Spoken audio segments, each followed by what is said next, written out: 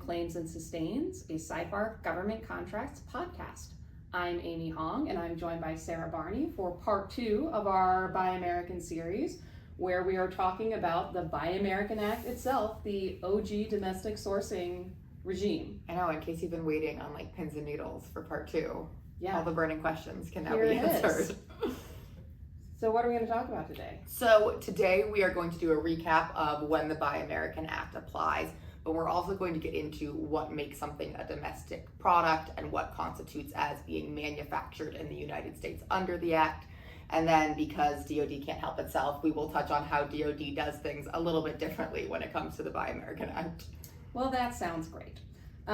So let's start out with, when does the Buy American Act actually apply? So you got a preview of this in part 1 of the series, where we talked about when all of these different domestic sourcing regimes apply. But just as a recap, Buy American Act specifically is going to apply to federal procurements between 2 seemingly pretty small thresholds. It's going to apply above the micro-purchase threshold of $10,000, but below the Trade Agreements Act threshold of $174,000. So it would seem like it only applies to a very small segment of procurements. However, there are some pretty big exceptions. It's going to apply regardless of contract value when you have a small business set-aside contract, when you have a contract that is a sole source, or, big category, when you have a contract that is necessary for national defense or national security. So for those categories, even if they're well above $174,000, Buy American Act is still going to apply. And if it does apply, you're going to have to supply what are called domestic products, or you're going to suffer a price penalty of anywhere from 20 to 30% for civilian agencies during evaluation if you're compared against a domestic product. So Sarah, can you talk us through what it means for a product to be domestic? Absolutely. So at its barest bones, it is a 2-part test. The first part is that the product must be manufactured in the United States. That is obviously a very loaded term that we will unpack a little bit later. And second, at least 65% of the total cost of components of the product must be US made components. We will also walk through all the different kind of avenues of that. Notably, the second prong, the components prong, does not apply if you are providing commercially available off-the-shelf items. Also notably, the 65% threshold will jump up to 75% in 2029. So on the clock, I was gonna say, yeah. So people with longer term contracts should be aware that that is a kind of a moving target in terms of compliance. That's good. We always love moving targets. Yeah. Okay, so you said a mouthful, and 65% of the cost of components have to be domestic components. So let's unpack that component parts test a little bit, because that part of the analysis is really 2 separate analyses. First, you need to understand what is a component, and then you need to understand what is the cost of that component. So Sarah, talk to us about what it means to be a component. So a component is anything that is directly incorporated into an end product. This is in contrast to a subcomponent, which is any of the materials or ingredients that go into that component. So an easy example, if you have a laptop, a battery in a laptop is a component. And this is important because only components are considered in this threshold analysis.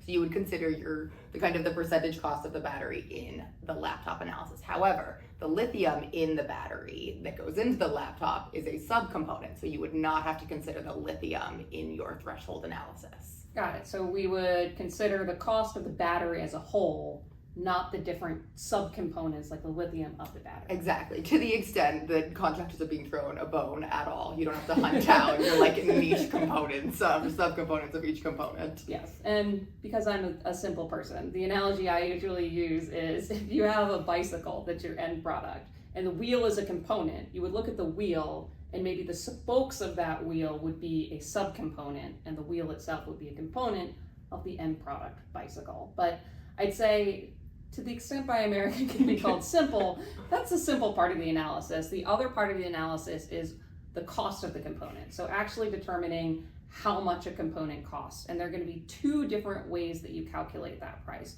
One is if you're purchasing the component. And if you purchase the component, it's pretty easy. You're going to you're going to count the price that you actually paid for that component, and that's going to include the price that of any applicable duties and taxes and any shipping costs. So the way I think of it is, if I have my end product bicycle and I'm buying a wheel off of Amazon, that price is going to probably include shipping, it's going to include any taxes, whatever that price is, that's going to be the cost of that component.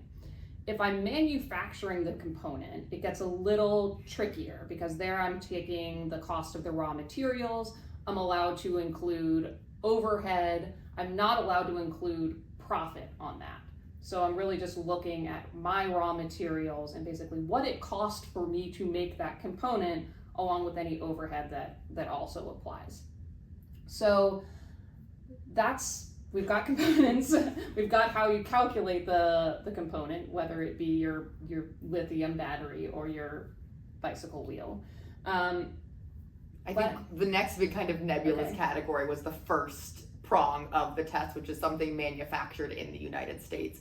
But that feels like a pretty overarching concept. So what does it mean to be manufactured in this context? Right. Well, naturally, we have no definition of what it means to be manufactured. But when we're talking about manufacturing, as I said, there's no definition in the FAR of what it means to be for an end product to be manufactured in the United States, or even for a component to be manufactured in the United States. But we do have some guidance in the case law, at least, as for what it means to not be manufactured. I think it's generally understood that manufacturing is less than the substantial transformation test that applies to other country of origin analyses. We have standards such as completed in the form required by the government, or undergoing a change in physical character, all pretty nebulous. I think really what it comes down to, if you're putting stuff together, if you're talking machining, or if you're assembling an end product, you're probably going to meet the manufacturing threshold. It's pretty fact specific, but that's probably going to meet it. We do know certain steps that don't qualify as manufacturing, at least. So if all you're doing in the United States is packaging a product, if all you're doing in the United States is testing a product, even if that testing is super necessary for your end product, that's not going to qualify as manufacturing. So at least I can tell you concretely that if you're doing those things and nothing else in the United States, you're probably not meeting the manufacturing standard. Everything else, kind of a gray area. So buying your foreign bike, riding it around a few times to make sure it works, slapping a sticker on it, not gonna count. Not gonna cut it. So close, but we were so close. Such valuable legal advice. All right, so we've got kind of the basics. We know components, 65% components by cost must be from the United States, and you have to manufacture in the United States. But naturally, DoD has to do its own thing. Obviously. So how do these rules change, Sarah, if we're in a DoD procurement subject to the DFARS? So in a DoD procurement, a lot of the kind of core principles that you just talked about are going to remain the same, but there are going to be a few nuances in how the rules play out.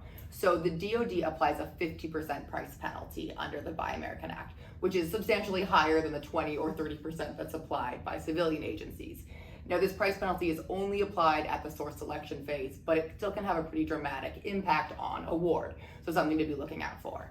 And another thing to consider is that DoD recognizes products from what are called qualifying countries, so think the United Kingdom, Australia, or Canada, and it considers those equivalent to US-made products under reciprocal procurement defense agreements. And so there's kind of potentially some wiggle room in what's considered American under the Buy American Act for DoD. All right, so bottom line is, if it's DoD, expect the rules to be stricter and that it's going to be harder to get your product to be accepted if it is foreign, but you might have a little more wiggle room in what actually qualifies as a domestic product, because you have a whole range of qualifying countries that you can also use. So, Sarah, what about some closing thoughts? Okay, so this is if you're running into your exam, if you could only fast forward to this part of the podcast. Tune in now. So the Buy American Act applies to supply contracts above $10,000, but under $174,000, unless you're in one of the carve-out categories, in which case the dollar value might be much higher. So you have to be a domestic product under the Buy American Act. And to be a domestic product, you must be manufactured in the United States and have at least 65% US made components by cost. Notably, subcomponents aren't considered in that component threshold analysis. And another thing not considered is profit when you're looking at the cost of those components. Finally, the manufacturing test is to use our favorite phrase, moving target, but something to kind of keep as a rule of thumb is the product must materially change in some way. Finally, if you see DOD on the other side of the table on your procurement, you're going to want to be on the lookout for a higher price penalty in your evaluation. All right, and if you get it wrong, you're going to be looking at potential False Claims Act issues, mandatory disclosure issues, termination for default, or for potentially paying the agency for their cost of reprocuring a domestic product. So please pay attention to the domestic sourcing requirements in your contract. Yeah, not a low stakes gamble. No, it is not. I think that is it for today. Thank you for tuning in.